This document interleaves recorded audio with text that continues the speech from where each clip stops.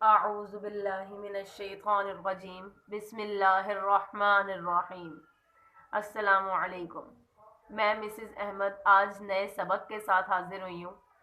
آپ کو یاد ہوگا کہ میں نے پچھلی ویڈیوز میں علامات بتائی ہیں، مختلف حرکات بتائی ہیں کہ قرآن پاک میں ان علامات کو، ان حرکات کو کس طریقے سے آیات کے ساتھ ادا کیا جاتا ہے، اور یہ بتانے کا مقصد صرف یہی ہے کہ آپ قرآن پاک کو پڑھتے ہوئے کسی بھی مشکل کا سامنا نہ کریں۔ آج کا جو سبق ہے وہ انہی علامات کو ادا کرنا ہے، مطلب کہ جو ہم نے پہلے علامات پڑھی ہیں، جو حرکات ہم نے پڑھی ہیں، جو زبر زیر تمام اس طرح کی ہم نے یہ باتیں پڑھی ہیں، اب ان کو الفاظ کے ساتھ کس طرح ادا کیا جائے گا اور ان علامات کو کس طریقے سے جوڑا جائے گا۔ ٹھیک ہے، قرآن پاک کو پڑھنے کے لیے جوڑ کرنا سب سے زیادہ ضروری ہوتا ہے کہ آپ کو جوڑ کرنا آنا چاہیے۔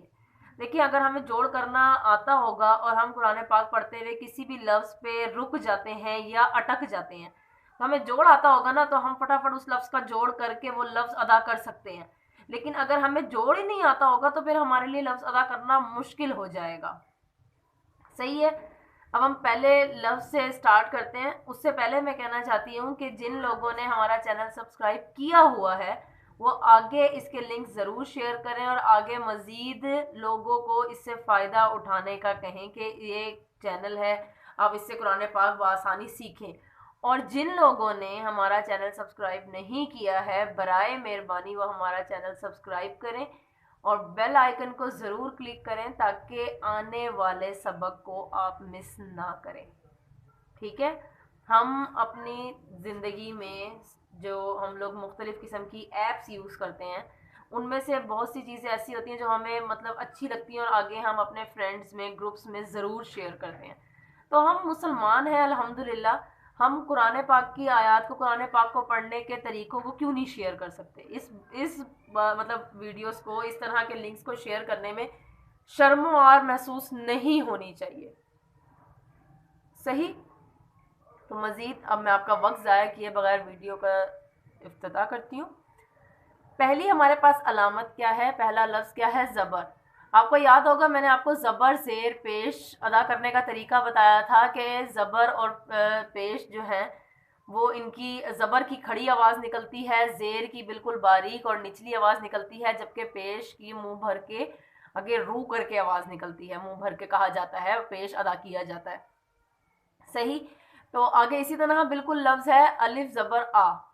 ٹھیک، پھر اگلا لفظ کیا ہے؟ با زبر با۔ اب ہم نے پچھلے ویڈیوز کی طرح جیسے ہم نے الگ الگ علامت پڑھی تھی تو ہم نے الگ الگ لفظوں کو ادا نہیں کرنا، اب ہمارے پاس پورا لفظ موجود ہے، اب الگ الگ حرف کی طرح ہم نے نہیں پڑھنا۔ تو اب ہمارے پاس کیا ہے؟ آبا۔ اب ہم نے اس کو دونوں کی آوازیں کیا نکلی ہیں؟ آ اور اس کی با۔ اب آگے ہمارے پاس کیا ہے؟ آگے ہمارے پاس آگئے ہیں دو زبر۔ میں نے آپ کو بتایا تھا کہ دو زبر، دو پیش، دو زیر، یہ تین جو علامتیں ہیں ان پر غنہ کیا جاتا ہے کم از کم بھی 3 سیکنڈ کا۔ صحیح ہے، تو آگے ہمارے پاس یہ کیا ہے؟ دال الف دو زبر دن۔ تو اب اگر ہم اس کو پورا لفظ کو ملا کے پڑھیں گے تو کیا بنا؟ آبادن۔ ہم نے ایسے ہی پڑھا نا، الف زبر آ با زبر با، آبا، دال الف دو زبر دن، آبادن۔ ٹھیک، اسی طریقے سے اگلا لفظ آ گیا الف زبر آ، ح زبر ہا، آہا، دال دو پیش دن، آہدن۔ اب اگلی ہمارے پاس دیکھیں نئی چیز آ گئی کہ تینوں الفاظ، جو تینوں حرف ہمارے پاس ہیں، ان تینوں پر آ گیا ہے زبر۔ ٹھیک، تو ان تینوں کو زبر کی طرح کس طرح ادا کریں گے؟ الف زبر آ، خا زبر خا، آخا، زال زبر زا، آخازا۔ کسی لفظ کو نہیں کھینچنا کیونکہ اس پر ایک زبر ہے۔ صحیح، اب اگلے لفظ میں دیکھیں زیر آ رہی ہے، الف زبر آ، زال زیر زی، آزی، نون زبر نا، آزینا۔ مطلب اس کو بھی کسی کو نہیں کھینچنا کیونکہ ہمارے پاس کوئی شد نہیں ہے، کوئی مد نہیں ہے، کوئی ہمارے پاس دو زبر، دو زیر، دو پیش نہیں ہے جو ہم آگے اس کو ادا کریں۔ ہمارے پاس سمپل زبر زیر ہے، اس کو ہم نے بغیر کھینچے صرف اور صرف ان کی آواز کو واضح کرنا ہے۔ آگے اس کو دیکھیں، بالکل تینوں زبر کے ہاتھ بالکل اس طریقے سے سادہ پڑا جائے گا۔ اب یہاں دیکھیں اب ہمارے پاس نئی چیز کیا ہے، یہاں پر لکھا ہے بڑا نون. اب یہاں پر جب ہم نے نون کا استعمال کیا تھا تو ہم نے بولا تھا نا، زینا، بالکل ایک نون کی آواز آئی تھی. جبکہ یہاں پر آ گیا ہے بڑا نون، تو بڑا نون کو ہم نے کیا کرنا ہے، کس طریقے سے ادا کرنا ہے، سنیے گا. الف زبر آ، نون الف زبر نا، مطلب بڑا نون کر کے نا، الف کے ساتھ ملا کر نا، انا. زیادہ پھر بھی نہیں کھینچنا کہ نا کر کے کھینچے جا رہے، نہیں، انا. تھوڑا سا بڑا نون واضح کرنا ہے. ٹھیک، آگے ہمارے پاس زبر زیر زبر بالکل اس طرح آ گیا. اب ہمارے پاس آ گئے 4 لفظ. ابھی تک ہم کیا پڑھ رہے تھے، 3 لفظ. اب ہمارے پاس آ گئے 4 لفظ. 4 لفظ کو کس طریقے سے ادا کرنا ہے، بالکل ایسے ہی ادا کرنا ہے. سنیے گا، پہلا لفظ ہمارے پاس کیا ہے، با زبر با، رو زبر رو، بارا، مطلب پیچھے سے ملا کر پڑھنا ہے. پھر اگلا لفظ کیا ہے، اگلا لفظ پھر رو زبر رو، بارا رو، مطلب پچھلے الفاظوں کو ساتھ لے کر چلنا ہے. ٹھیک، بارا. آگے ہمارے پاس کیا آ رہا ہے، آگے ہمارے پاس آ رہا ہے 2 زیر، مطلب ہمیں یہاں غنہ بھی کرنا ہے. تو تا 2 زیر تن، بارا را تن، مطلب ان تینوں کو ہم نے نہیں کھینچا، اور جہاں پر 2 زیر ہمارے پاس آئے ہیں ہم نے وہاں پر باقاعدہ غنہ کیا ہے. صحیح بات، یہ چیز سمجھ میں آتی ہے. آگے پھر دیکھ لیں وہی سادے زبر سادے زیر اس طرح آئے. اب یہاں دیکھیں، یہاں پر آ گیا ہے ہمارے پاس پہلا پیش. تو اس کو کس طریقے سے ادا کریں گے، خو پیش خو، لام زیر لی، خولی. خوف زبر خو، خولی خو، مطلب خوف. ہمارے پاس نقطوں والے کاف کو میں نے آپ کو یاد ہوگا بتایا تھا کہ اس کو زبر اور پیش کے ساتھ موٹا کیا جاتا ہے، خولی خو. اگر اس کی جگہ یہاں پر ڈنڈے والا کاف ہوتا تو ہم اس کو سادہ پڑھتے ہیں خولی کا، کاف کر کے پڑھتے ہیں نا، کیونکہ ڈنڈے والے کاف کی کس طریقے سے آواز نکلتی ہے اور نقطوں والے کاف کی کس طریقے سے نکلتی ہے. تو یہ ہم اس طریقے سے ادا کیا. صحیح. اب آگے دیکھیں، اسی طریقے سے پوری مشق ہی اسی طرح ہے، پوری مشق ہی اسی طریقے سے آپ پڑھیں گے. ٹھیک. اب یہ ایک نیا لفظ دیکھیں، یہاں پر دیکھیں یا ہے لیکن یا پر کوئی حرکت کوئی علامت مطلب نہیں ہے، تو ہم نے اس کو پھر سائلنٹ کریں گے. صحیح. اگر یہاں پر زبر زیر پیش ہوتا تو ہم اس صورت میں اس کی آواز کو واضح کرتے، لیکن یہاں پر کیا ہے، خو پیش تو، واو 2 زبر ون، تو ون.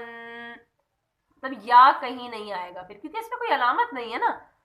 ٹھیک ہے، علامت ہوتی تو ہم اس کو واضح کرتے. بالکل ایسے یہ دیکھیں، قاف پیش خو، را زیر ری، زیر آگے نا باریک کیا ہم نے، پوری.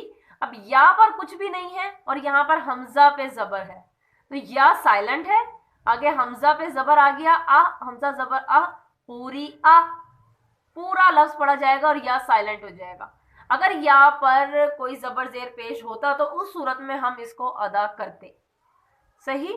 بالکل پوری تختی اسی طریقے سے یہ پڑھی جائے گی. اسی طریقے سے آپ گھر میں 2 سے 3 دفعہ اس کو ریوائز کریں، پڑھنے کی کوشش کریں. جو لفظ، جو حرکت، جو علامت سمجھ نہیں آتی، آپ کمنٹ سیکشن میں مجھے بتائیں کہ یہ ہمیں علامت نہیں سمجھ آ رہی، آپ اس کو دوبارہ واضح کر دیں یا دوبارہ ہمیں اس لفظ کی ادائیگی سکھا دیں. صحیح ہے. آپ بآسانی مجھ سے رابطہ کر سکتے ہیں قرآن پاک پڑھنے کے لیے. میرا نمبر بھی ویڈیوز میں ایک آدھی ویڈیو میں موجود ہے. آپ مجھے بآسانی بتا سکتے ہیں کہ ہمیں یہ لفظ سمجھ میں نہیں آ رہا، ہمیں یہ لفظ سمجھا دیں کہ اس لفظ کی ادائیگی کیسے ہوگی.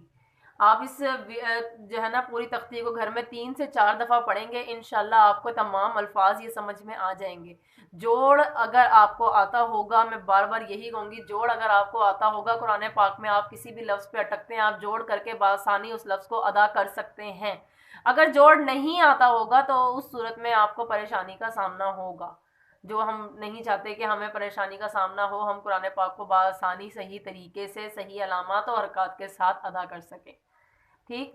مزید اس ویڈیو کو ضرور شیئر کیجیے گا تاکہ جو لوگ ابھی تک اس سے فائدہ نہیں اٹھا رہے، برائے مہربانی وہ بھی فائدہ اٹھائیں اور اپنی مصروفیت بھری زندگی میں 10 منٹ قرآن پاک کو سیکھنے، قرآن پاک کو پڑھنے میں لگائیں، جو ہمیں دنیا اور آخرت میں دونوں میں کامیابی دے گا. ہم بہت سے کام اپنی پورے دن کی مصروفیت میں ایسے کرتے ہیں جو ہمارے کرنا ضروری نہیں بھی ہوتے یا ہمارے لیے گناہوں کا سبب بنتے ہیں. تو اگر ہم ان گناہوں کی توبہ کر کے ہم قرآن پاک کو سیکھنے میں 10-15 منٹ لگاتے ہیں تو وہ ہمارے لیے ہی فائدہ ہے، اس میں کسی اور کا کوئی فائدہ نہیں ہے۔ ہم بہت سے کام ایسے کرتے ہیں جس میں ہمیں نفع نہیں ہوتا لیکن ہم پھر بھی کرتے ہیں، تو اگر جس میں ہمیں نفع ہو رہا ہے تو اس کو کرنے میں کیا مذائقہ ہے۔ مزید اللہ پاک ہم سب کے تمام صغیرہ اور کبیرہ گناہوں کو معاف فرمائے، اور ہمیں ہدایت دے کہ ہم اپنے گناہوں سے نکل کر نیکی کے رستے پر چلیں۔ آپ کو اگلی ویڈیو میں اگلی علامات کو بتانے، اگلی حرکت کو بتانے کا طریقہ بتاؤں گی۔